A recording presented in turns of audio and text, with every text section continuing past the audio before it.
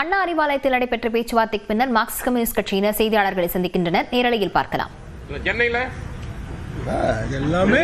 முதலமைச்சர் அவர்கள் எல்லா கட்சிகளுக்குமான தொகுதிகள் சம்பந்தமான பட்டியலை மாண்புமிகு முதலமைச்சர் அவர்கள் இன்று மாலை வெளியிடுவது என்று அவர்கள் தீர்மானித்திருக்கிறார்கள். அதன் அடிப்படையில் இன்று மாலை அனைத்து 234 தொகுதிகளும் உங்களுக்கு தெரியும். அதுவும் தெரியும் சாயங்காலம். அதாவது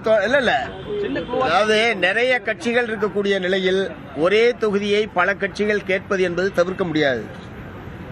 அதன் காரணமாக இந்த தொகுதி ஒதுக்கீடு செய்வதில் ஒரு தவிர்க்க முடியாத இந்த காலம் என்பது தேவைப்படுகிறது என்ற முறையில் தான் நாங்கள் புரிஞ்சுக்கிறோம். அது இழுபறி என்கிற முறையில் நாங்கள் நினைக்கல.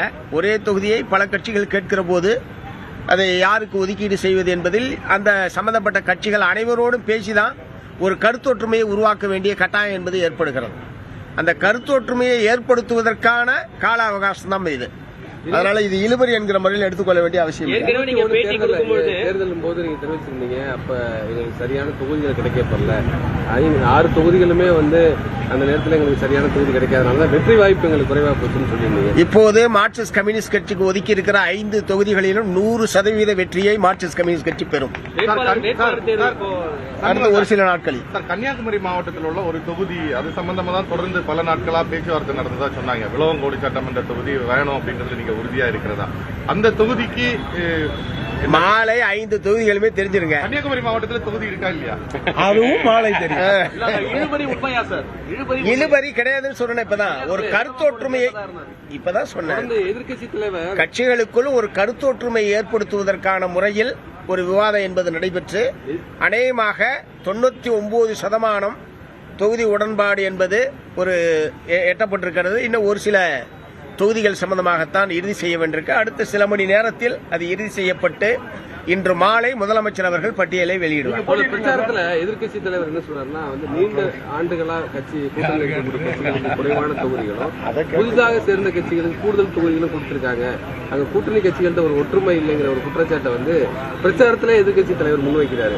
இன்னும் ஒரு குழப்பமா இருக்க கூட்டணிக்குள்ள அப்படின்னு கூட்டணி கட்சிகளுக்குள்ள ஒற்றுமை இருக்கிறதுனாலதான் நீடித்து விவாதம் நடத்தி ஒரு கருத்தொற்றுமை எங்களால் உருவாக்க முடிந்திருக்கிறது. ஒற்றுமையாக தேர்தலை இந்த அணி சந்திக்கும். மீண்டும் திராவிட முன்னேற்ற கழகம் ஆட்சி அமைக்கும்.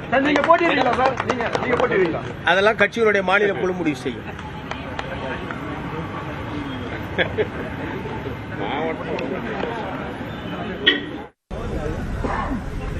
(2026) தமிழ்நாடு சட்டப்பேரவை தேர்தலில் மார்க்சிஸ்ட் கம்யூனிஸ்ட் கட்சி திராவிட முன்னேற்ற கழகத்தோடு தொகுதி உடன்பாடு செய்து கொண்டு 5 தொகுதிகளில் போட்டியிடுவதென்று ஏற்கனவே தீர்மானிக்கப்பட்டிருக்கிறது. அதன் அடிப்படையில் இன்றைய தினம் தொகுதிகளை அடையாளம் காணுவது சம்பந்தமாக 2-3 கட்ட பேச்சுவார்த்தை நடைபெற்று இன்று இறுதியாக தொகுதிகள் மார்க்சிஸ்ட் கம்யூனிஸ்ட் கட்சிக்கான 5 தொகுதிகள் என்பது இறுதி செய்யப்பட்டிருக்கிறது என்பதை தெரிவித்துக் கொள்கிறேன்.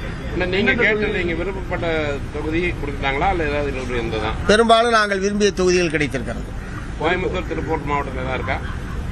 இல்ல, அதையெல்லாம் மாலையில முதலமைச்சர் அவர்கள் அறிவிப்பார்கள். சென்னையில